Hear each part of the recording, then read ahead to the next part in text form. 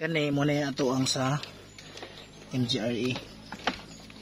Sa ato nga MGRE ni siya si Kalia.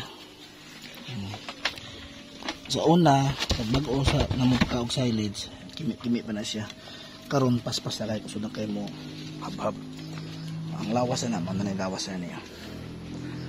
So sugod na siya og kuan.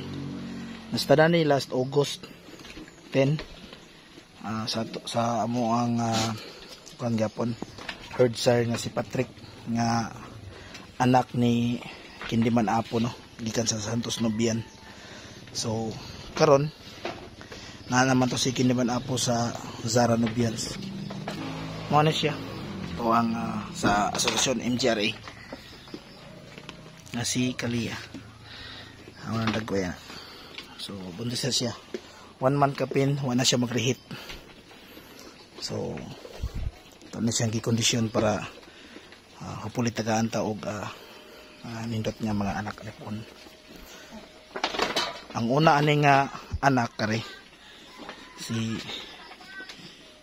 Akira.